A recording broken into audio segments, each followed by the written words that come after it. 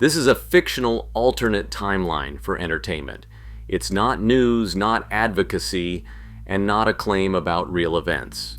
Welcome back to the Super Block Timeline. Last episode was the trade reset. Not bans, not shouting, just a gate. A fast lane for members and a slow lane for everyone else. Today we go underneath the trade lanes because trade is the surface. Resources are the engine. This is episode 3, the resources game.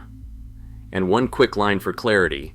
In this fictional timeline, Europe plus BRICS plus means Europe and an expanded BRICS bloc, including major members like China and Russia, operating as one stable institutional system. Now here's the hook.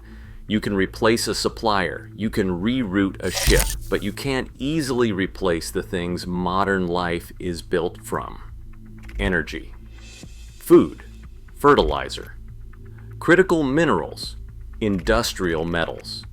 If the super bloc coordinates those as one system, it doesn't need to threaten anyone. It just needs to offer stability to insiders and let outsiders absorb the volatility. And volatility doesn't just hit markets, it hits moods. Because when people feel the basics are unstable, they change, they spend differently. They hire differently, they sleep differently, they get angry faster, they get scared faster. So here's how the resources game begins in this timeline. Step 1. The super bloc signs long-term resource contracts inside the bloc. Not just oil and gas. Also grain, also fertilizer, also lithium, copper, nickel, and rare earths. Also shipping insurance for key resource corridors. And the contracts are not just buy this much, they are bundles. Trade terms are linked to resource flows. Industrial projects are linked to resource allocations. This is where the super bloc becomes a machine. Because if you control the inputs, you control the tempo. And tempo is power. Now, let's make this human. Picture a resident in Europe. Normal apartment, normal life. This episode starts with relief. A heating bill dips. A few grocery items calm down. The vibe improves. For a moment, the future feels breathable. And that is the first emotional trap of the resources game. When prices drop, people assume danger is gone. But then the resident notices something strange. It is not that everything is expensive, it is that everything is inconsistent. 1 week cooking oil is normal. Next week it is limited. 1 week certain produce is everywhere. Next week it is out of stock. And the moment people see the word limits, something primal activates. They do not buy what they need. They buy what they fear losing. And fear creates its own shortages. Now picture a small business owner. People think the resources game is only about oil and gas, but for them, it's about components. Because inside every modern product is a quiet list of things you can't fake: metals, magnets, powders, processed minerals. In this timeline, the business owner finally gets good news. A supplier offers stable pricing for 6 months. They celebrate for 10 seconds. Then they read the fine print. The price is stable if final assembly stays within preferred production zones. The price is stable if the supply chain stays certified. The price is stable if shipments use approved corridors. In other words, stability with strings. And strings are leverage. Now picture a port worker, a logistics planner, or a security officer. This is where the job changes tone. Because once resources are treated as strategic, ports become sensitive, pipelines become sensitive, rail hubs become sensitive, data about flows becomes sensitive. The phrase in briefings becomes simple. Protect the arteries. Because if you control the arteries, you control the body. Now here's the most important idea of episode 3. The super block's strength isn't just having resources. It's having resources plus processing, plus industry plus a giant market.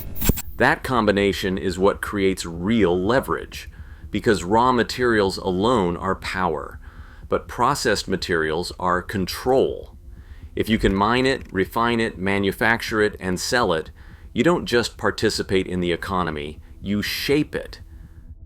So what happens outside the block in this timeline?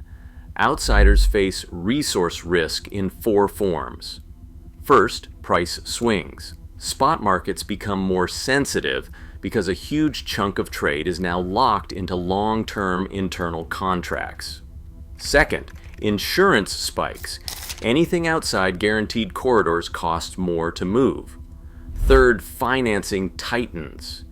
Banks and investors get cautious when input costs are unpredictable. Fourth, social pressure.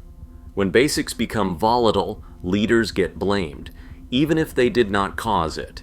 That is how resources become political, without anyone making speeches. Now, what about America? In this fictional timeline, America still has major strengths, including resources, technology, a huge internal market, and military power. But it faces one big problem. In a world split into systems, dependence becomes a liability. So America responds in 3 moves. Move 1. Lock down critical supply chains, build stockpiles, expand domestic processing, and strengthen strategic reserves. Move 2. Pull partners closer, not for ideology, but for stability. Shared supply chains reduce volatility. Move 3. Accelerate substitution. If you cannot buy an input reliably, you innovate around it. New materials, new processes, recycling loops, alternative suppliers, different designs. Because in this timeline, innovation is not just about cool products, it is about staying functional under new rules.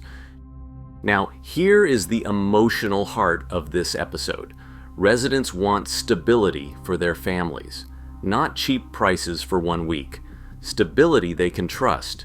Small businesses want certainty, not a guarantee they win, just a system that doesn't change mid-contract. Logistics and security workers want clarity. When resource flows become sensitive, the cost of mistakes skyrockets. And that leads us to the twist. Because there are 2 versions of the resources game. Version 1. The superblock uses resource coordination to reduce chaos. It offers predictable pricing. It prevents spikes. It stabilizes the system. Version 2. The superblock uses resources as the quiet gatekeeper, not with threats, with terms, with approvals, with review, and the world reacts because when one side gains leverage, the other side tries to break it, and that is where this timeline gets dangerous. Because next episode isn't about resources, it's about money. Because once resources and trade are bundled, one question decides the future. Who controls the payment rails? Who gets approved? And who gets denied?